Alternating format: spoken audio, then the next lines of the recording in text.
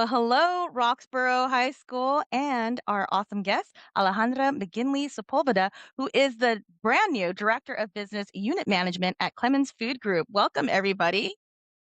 Uh, yeah, Alejandra Ali, I know you have from many handful of interviews, but we're excited to have you here with us at Access Co-Leaders and Roxborough. So, Ali, tell us, what is Clemens Food Group? What are you guys doing there in the simplest terms? And then also, what is your new job? We're excited to hear about it. Thank you. Thank you, everybody. It's nice seeing you all. I'm excited to be here. Thank you for having me. Clemens Food Group is actually a pork producer. So we make pork products located in the greater Pennsylvania area, in Hatfield, so not too far from Roxborough. And been here since the 1800s. We're a family-owned company. You may know us from our brand Hatfield, and we make bacon, pork products like hams, and then we also sell items to other companies to make their product. I think one of And then my favorite things about Clemens Food Group is that you guys do the hot dogs at the stadiums. And I am located in Florida and I still have access to Hatfield bacon. So thanks for what you guys are doing there. Tell us a Mhm. little bit about what you're doing as the Director of Business Unit Management. Yeah, so this is a brand new role for me. I started this role literally 2 weeks ago, so I'm still figuring it out. But my team is in charge of making sure that we make the best decision for value and production of each of their categories. So if you think of a hog, right, of a pig, it has different categories or different pieces. We call them primals. So each of my team members need to make sure that we're making the best decision to drive the most value for the company within their assigned category. So every day we're making decisions. Things are changing pretty quickly. We like to say the meat is coming. We have to move it. We have to be creative, think on our feet, and make the best decisions we can for the company at the in the long run. Coolest part of having interviewed you several times, Allie, is that this is your second or third promotion. So hearing you describe the company and the things that you're doing has been really fun to see. Like that, the promotions and the additional responsibilities and the different areas of the company that you get to touch and be responsible for. Congratulations on that promotion. Thank you. We also want to get to know you a little bit more personally. So tell us, where did you grow up and where you mentioned that you're based out of Pennsylvania now, so that's awesome. So tell us a little bit about where you grew up. Yeah, so I was actually born and raised in San Juan, Puerto Rico. I am the oldest daughter of four daughters. So there's all a bunch of girls in my house. I was an athlete growing up, and I lived in Puerto Rico all through my mid-20s, where I moved to New Jersey. I moved here for, family reasons. I had a very young daughter. She was 4 months old. So I came here to provide her with a new opportunity, better life. I didn't have any family in the area, so I kind of made my family here, and now I'm happily married. I have a son, and I've been in Pennsylvania for almost 10 years now. Excellent, excellent. All right, so you mentioned you played sports. You're the oldest of four sisters. Tell us, what sports did you play? What positions were you in? Were you the captain? Tell us a little bit about that. Yeah, I played volleyball since I was really, really young. I still do, actually. Not that long ago, we started a Clemens tournament for volleyball, so I'm very excited I get to go back to my roots. But I started being a setter in volleyball until I became too short to be a setter. So I kind of stopped growing and then changed to be a libero or a defensive specialist, which I actually ended up liking more because you're kind of like behind the scenes, making stuff happen. You're like helping the team to be successful. And it was a new role, a new position where I started. It was kind of cool to do something different. Al, you're making my job way too easy. Now I have to tie in all that you did as in the different positions that you played on volleyball, and how does that show up into your work today at Clemens? Some of the values, the discipline, the characteristics of those positions in volleyball. Yeah, so when I started, like I mentioned, I was a setter, and I think back then the setter was kind of like the brain of the team. So often the setter was the captain. So I was the captain at a very early stages. I learned to really lead my team through a game and through anything that was happening. Then when I had to shift into this libero position, the liberos often in and out of the court. We're not always in.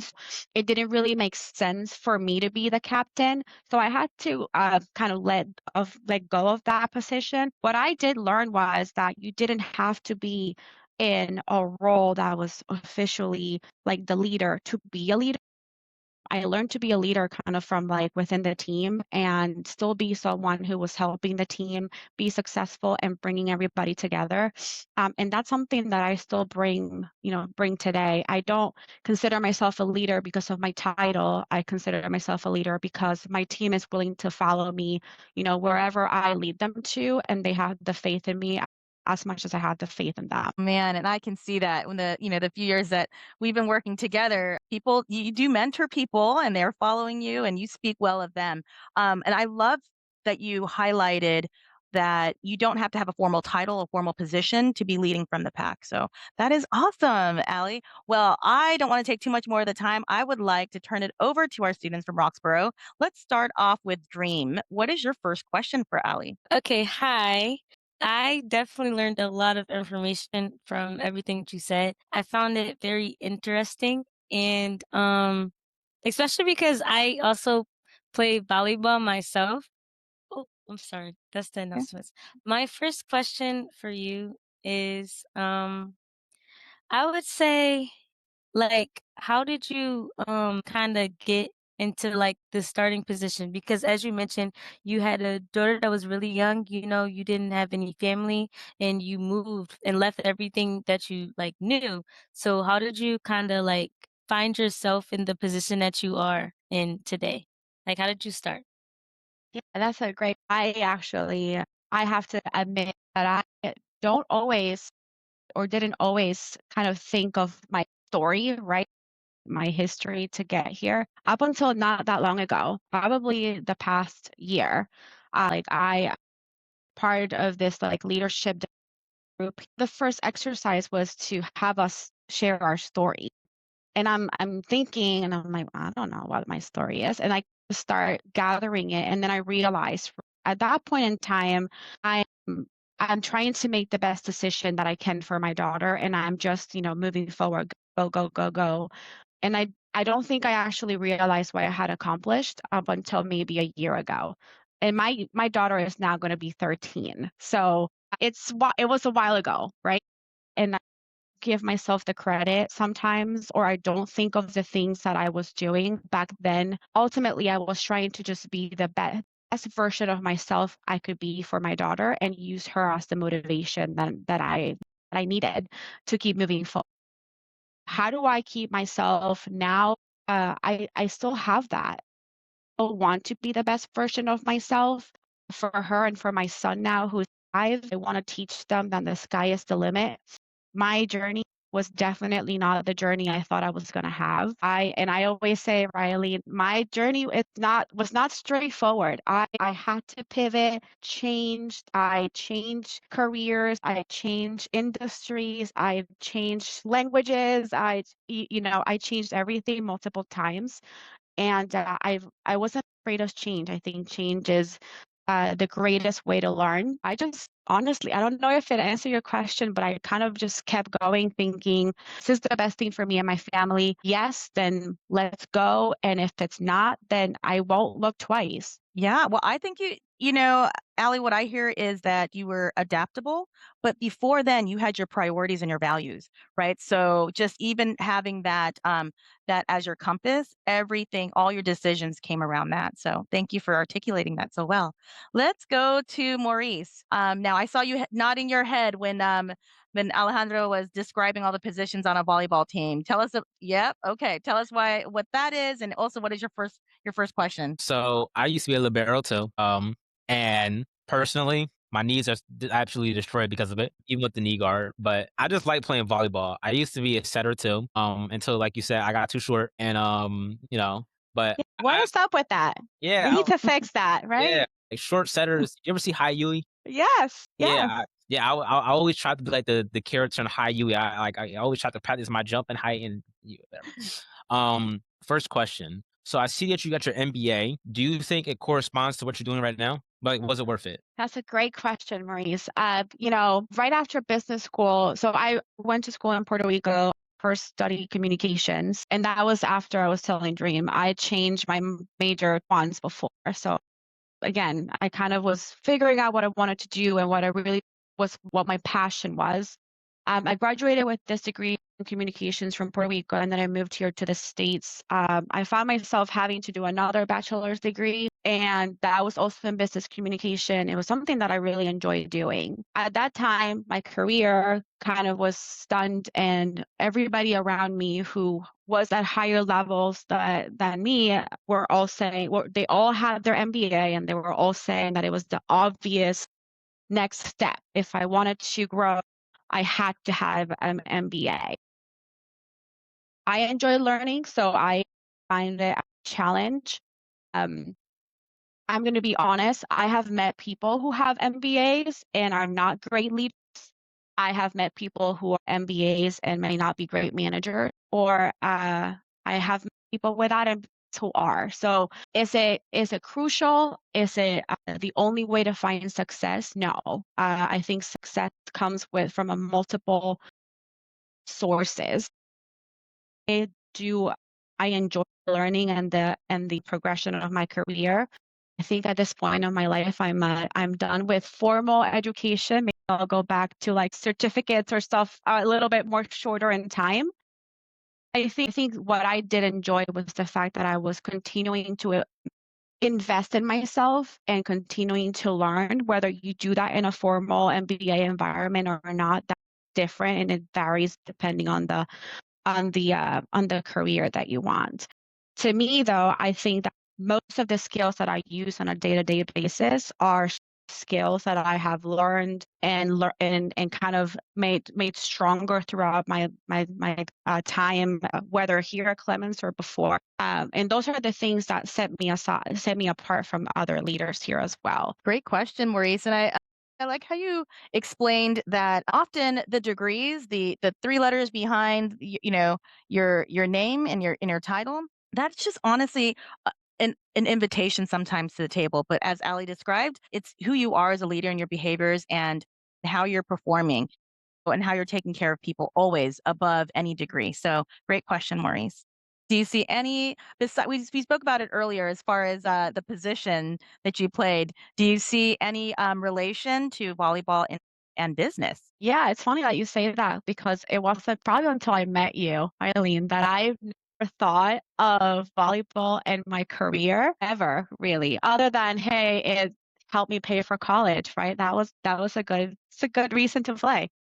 But yeah, I think in both of the positions that I played, being the setter, again, you're kind of like the brain of the operations. You're kind of thinking, who's your best team player for this or for that. We're keeping an eye on the opponent team and, committees that you're seeing for like their weaknesses and your strengths. So you're trying to lead the team towards that, which is really strategic business, things that we do nowadays, right? We see opportunities in the market, we see opportunities in our customers that we are like, hey, we can help you, and here's how, right? These are things that we do on a regular basis. And then when I pivoted over to being a libero, it was really more about being behind the scenes. I don't necessarily enjoy being in the public eye and, doing fundraising and all this stuff. I love knowing that I'm in behind the scenes getting stuff done. And I'm the one like coordinating all the teams. I often have meetings with multiple different teams across the company. We're 6,000 employees, and I touch every single department here in the company. So I can see still myself a little bit of that libero in me. That's awesome. That is so good. I love that you are able to share that illustration in relation to business. Mr. Silla, What is your first question for Alejandra? I was going to say, I can really relate with what you just said about liking to be behind the scenes and kind of coordinating things. I mean, that's the name of what I do. My question for you was, given that, you have a family life and you have, something that I'm guessing that's a big driving factor for you. Do you believe there's a such thing as work-life balance? And if so, how do you what's your approach or philosophy about it? That's a great question. And I think it's one that I am still, I think it depends on the day. And something that I've learned is that work-life balance, it's the way that my husband and he also works here at Clemens and he works in the operations team. So his life and his schedule is very different from mine. We call it more work-life synergy. We need to make sure that our life at work and everything's kind of like working together. There's days where he has to leave work early to get the kids because I'm in a meeting, and we kind of shift according to our needs.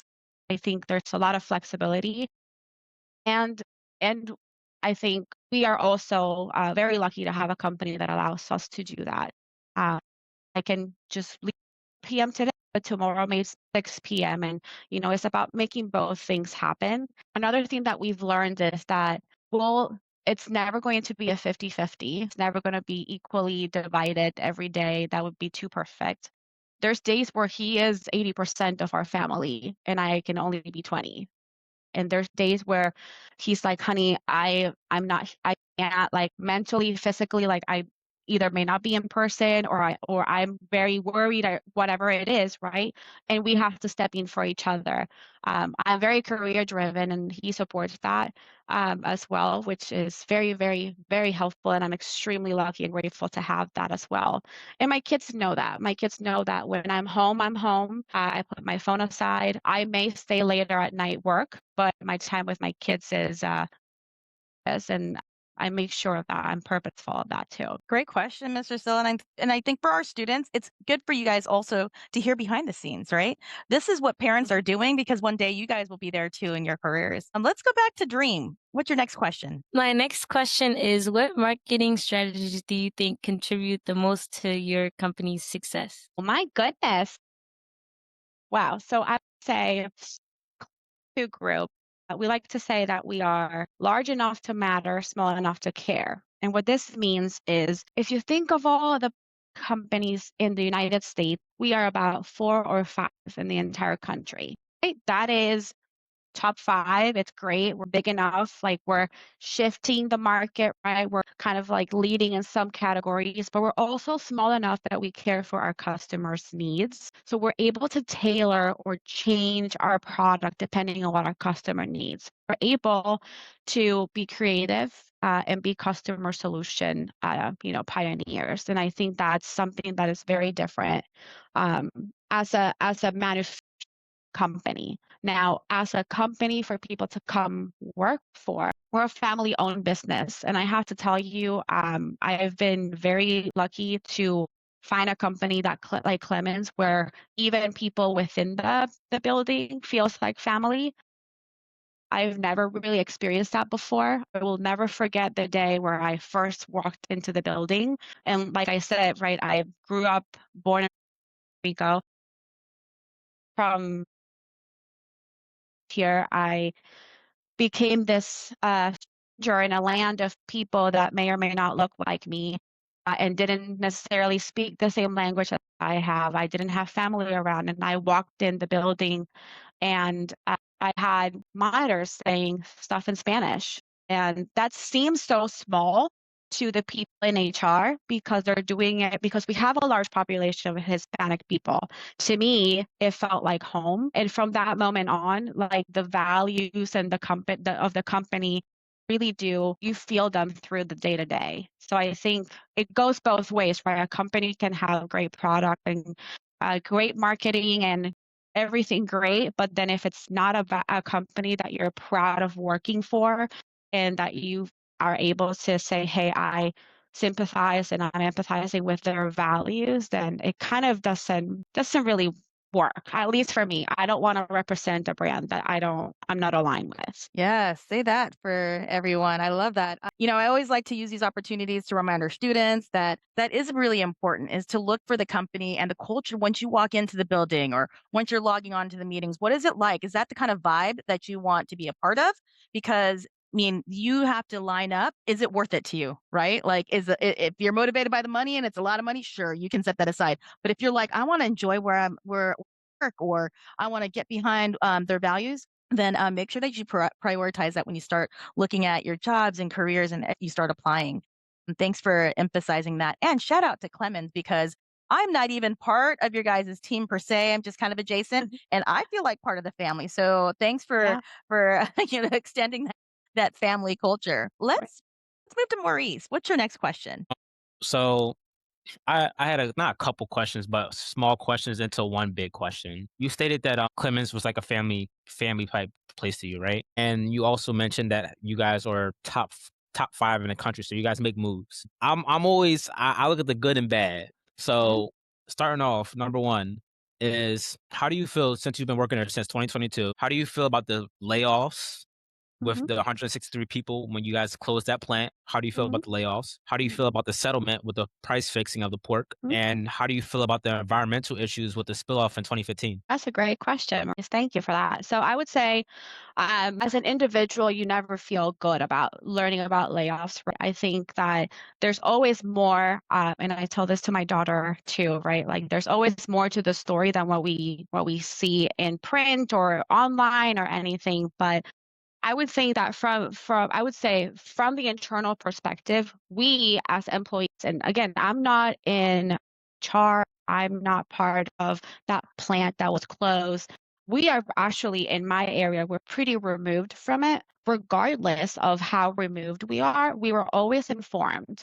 And the HR team took really good care in making sure that a uncomfortable and undesirable scenario that needed in handled with as much humanity as possible, right? I'm not here to tell you that there is any way to make layoffs, right? Like, oh, it's going to be okay. It's not. You're laying off an individual. You're laying off humans. And I would say that as much as they could, they did work through multiple ways to make sure that they were taking care of the people that were affected by this, whether it was offering them roles here in the area, like in our main campus in Hatfield, giving them recommendation, etc. It was as properly managed as any situation like that could. I think one of the things that you don't want to the professional is emotionally and mentally preparing yourself, but layoffs are something that could happen to one of us, could happen to one of our family members. It's in moments like this where you see a company's true culture, a true way to caring about the people. A company could just say, "Today is your last day, and good luck," and close the door behind you. Or a company could really like give you notice. There's different ways to do it. So I'm proud to still say that I am part of the Clemens family. I do think that they handled it way better than many companies would have in a situation like that. Sure. There's other situations I've seen, like I mentioned, we have 6,000 employees here. And we have multiple plants. We have a plant in Michigan and Coldwater, Michigan. We have the plant in Pennsylvania. We have our own farm system. So we have very different, very varied, team members within our network, and we have all these immigration challenges as well. And the way the company has invested time, effort, and resources to make sure that all of our team members were able and allowed to stay here within the four walls of our business. Something that honestly, shook me to my core. I'm not an immigrant because I'm born a U.S. citizen, but I cannot imagine just feeling what our team members were feeling and what their families were feeling, and to know that the company that they have worked for were caring that way, again, kind of reassures that, okay, I am really working for a company that cares, not just for me, but for those people that other companies could feel are pretty replaceable, right? But that's not how they think here. And it makes me excited to wake up every morning and come to work. We love Clemens. We love Clemens. Yeah. Now, Maurice asked a couple of other questions. I don't know if you caught those, or you can even speak to some of like the environmental issues or any of that. I know that Clemens, like you said, has a whole life cycle with the company. So can you speak to that at all? Yeah, the environmental issue, I am not extremely familiar with it. I'm aware of the issue. I'm not aware exactly how they are managing it as well, but I do know that, for example, there have initiatives that we have considered, for example, that could impact negatively the output of our production and could add to the complexity of environmental issues that are being resolved right now. And as a company, we've decided we are not going to move forward with those regardless of how much margin or dollar to the bottom line they add, because the environmental and our neighborhood is important to us. So I can at least say that, again, we are a community forward company. You drive around and playgrounds and baseball parks, and they all have the Clemens or the Hatfield brand. We give a lot of our money back to the community. So it's important for the company and the family to also make sure that we are giving back and we're protecting the community that we live in. I live 9 minutes from the plant, so I can attest that there's nothing that we do here that will, negatively impact the neighborhood. And if there's anything else, the company takes it very seriously. It's good to hear. Good to hear. All around good values. Great questions, Maurice. There was one more question that you didn't answer, which was the I don't want to get too in depth in it. I know we cut it short, we pressed on time, but it was the settlement that happened about the price fixing. That it wasn't just Clemens Food Group, Tyson's Food, Smith's Food, I read a lot. The price fixing that you guys were involved in. Not saying specifically that it was just Clemens. There were other places, Tyson's. I love the chicken nuggets. We all do. Point is that how do you guys feel about the price fixing and how you guys went about the entire situation? So this is that happened before I started before at Clemens. I actually remember while interviewing, my interview had to be pushed a couple times because they were I guess deposing my interviewer. So I'm again not very involved with that situation here. As a company, when you make the decision to say, hey, we're going to settle, or no, we're going to go to court, it becomes more about risk mitigation. And what you're looking at is, okay, what are the scenarios that could come out of this? We could go to a litigation and you could win, you could lose, or you could settle. And you kind of, there's experts out there that this is what they do. They give you like all of these scenarios and what each scenario would cost to the risk, right? There's also a potential upside to the win if you win. But again, if you're winning and you're paying lawyers and all these efforts and time and energy. So the company took a very thorough look at the entire case. They look at what the potential scenarios are, what the risk versus upside is, and they make a decision.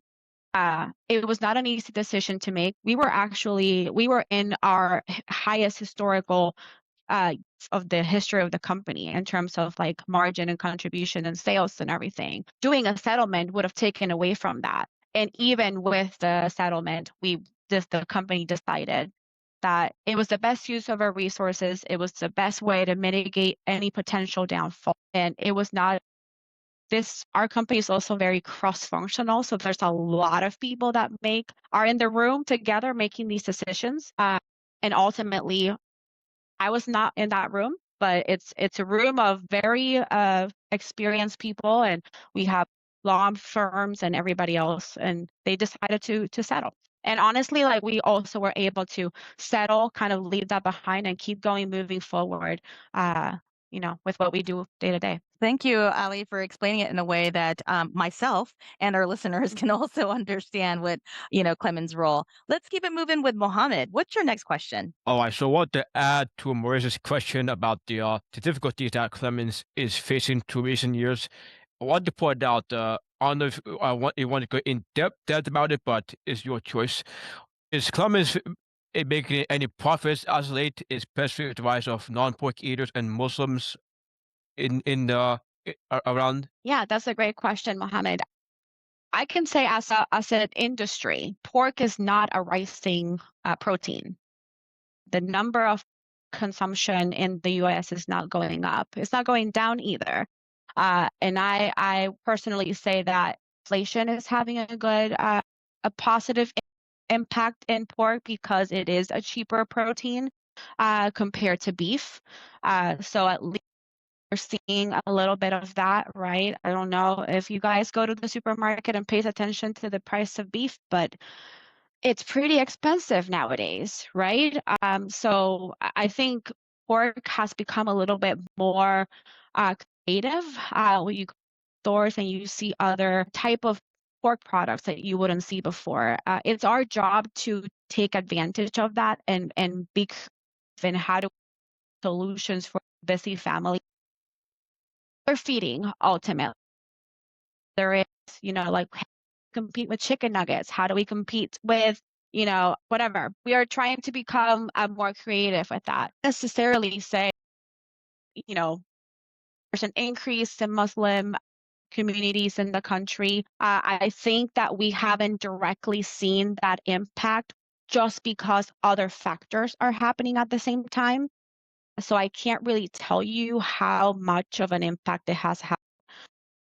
We do have, I would say, other things that kind of go along with that are impacting our business outside of the United States. Like my previous role was in the international side, so we're seeing a lot of the tariffs, a lot of Asian avian swine fever, going on in Europe.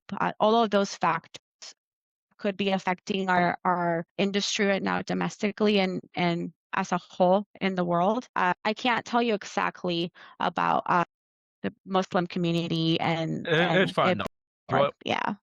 Mohammed, I'm always impressed with your curiosity. This is your second year with us in the program. And if I remember correctly, I did point out that I do remember Clemens. I did speak out with one other person who worked with Clemens last year, so I did remember them as a pork based company. So awesome. Yeah. Why don't you share with Allie what your plans are after you graduate from high school?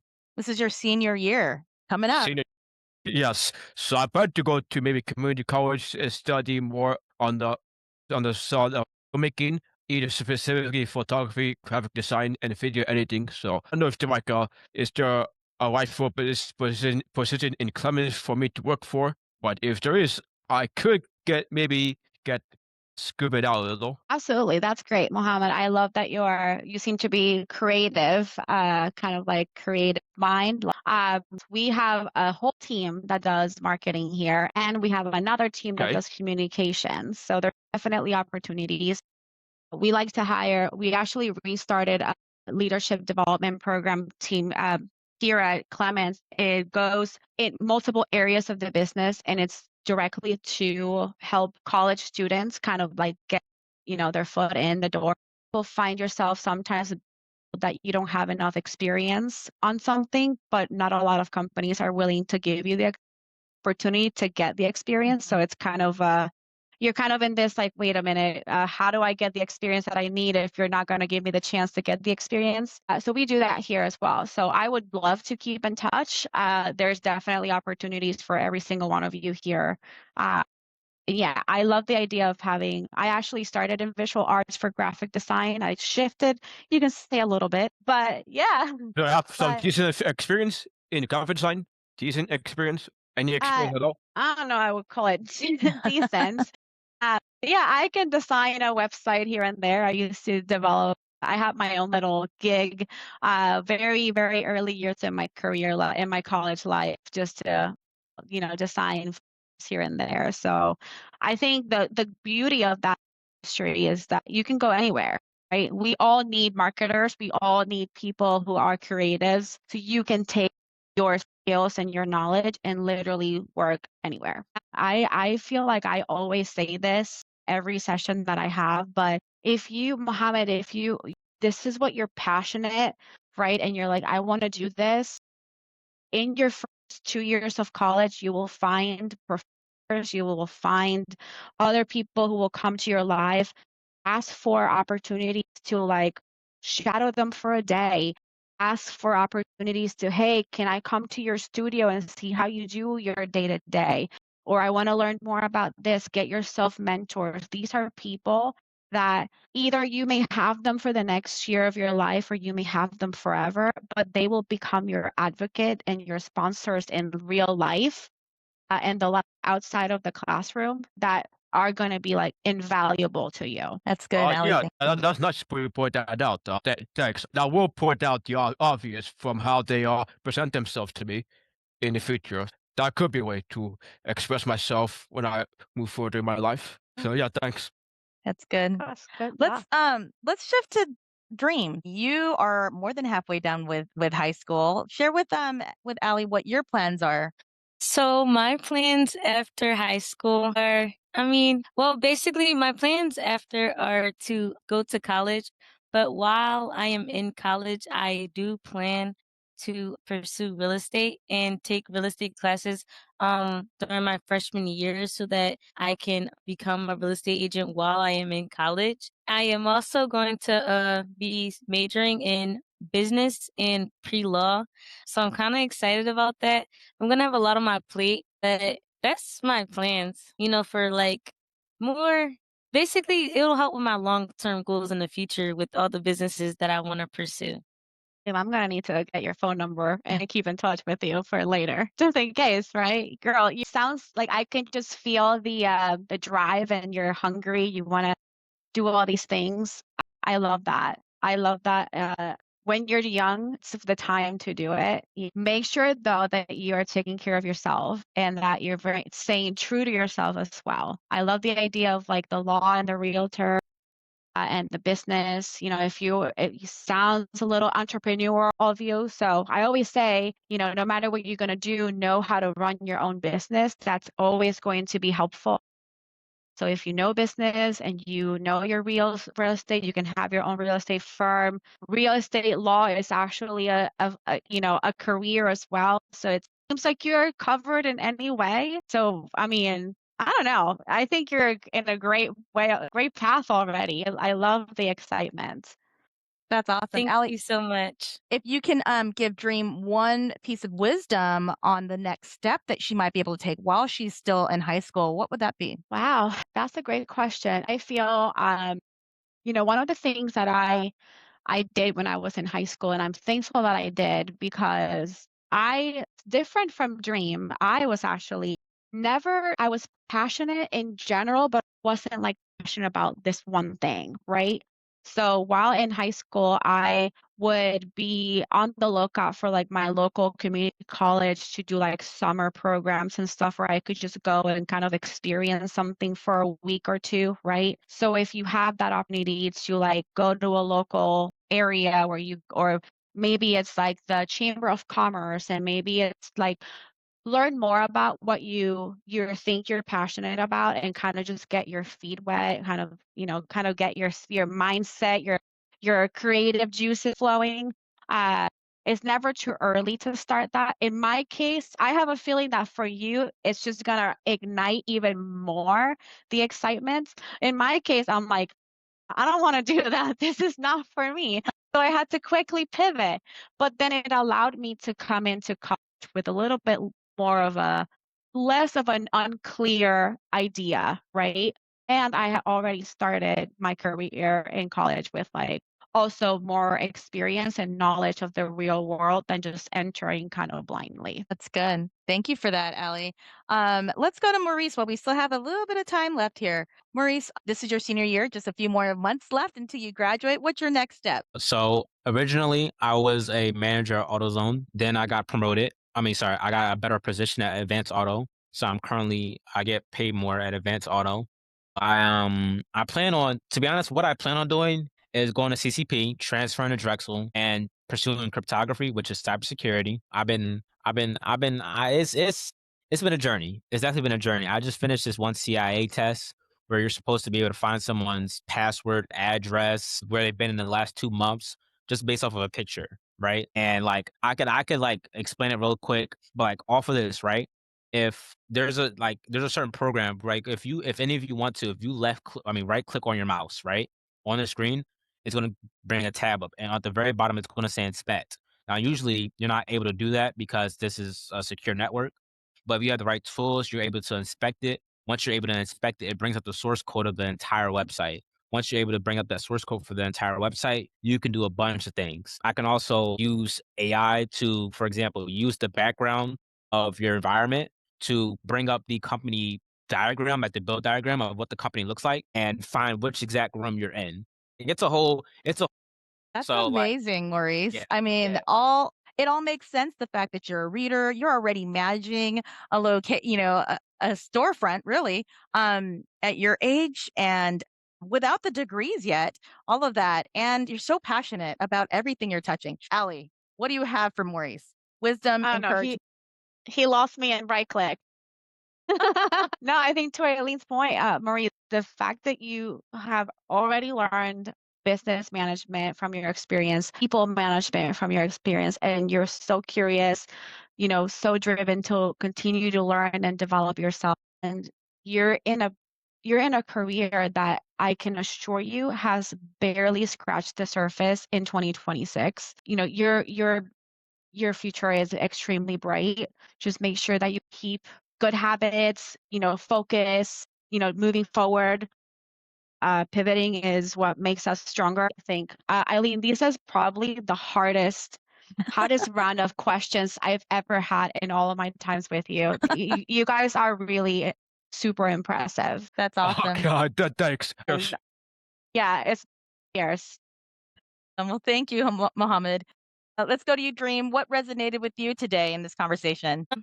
I would just say the connection and how personal she got with us and how open and transparent she is, and just how like honest and inspiring she is. Like she's truly amazing. Like really. Hey, did Thank you. Allie help you make the future feel a little bit more possible today? Definitely. That's what we like to hear. Over to you, Maurice. If you could pick, I know there's a whole bunch of options, but if you could pick one thing that resonated with you the most or made you feel like the future was a little bit more possible in your conversation with Alejandra today, what would that be? The volleyball experience, how being libero. Pronounce it one more time. Vivero. Libero. Pero There I you can go. say that I can nothing. It would definitely be that the fact that you're able to balance everything, juggle everything at once while also being under pressure. I take that away. That's awesome. Allie, in 1 minute, your final words of encouragement or wisdom to share with our students from Roxborough. Thank you, Eileen. Again, I'm truly inspired by all of you guys. My day has become just better just by meeting you. So thank you. Marie, kind of heard at the end you're talking about like managing all the balls and sometimes it is okay to say no. It's something that I struggle with still to this day. Make sure that you're keeping up the right balls up in the air, and that you're focused on what truly really matters. Don't let go of yourself. Be true to yourself and continue to be authentic, because honestly, you guys are going to go far. Truly, wholeheartedly believe that. And we will definitely stay in touch so you can see where they end up in a few years from now. Congratulations again, Allie, and your promotion to the Director of Business Unit Management. I know this is not your last promotion. I'm sure we're going to hear more from you. Can you give us the website for Clemens Food Group before we go? Yeah, clemensfoodgroup.com. This is Access Co Leaders. We'll see you next time.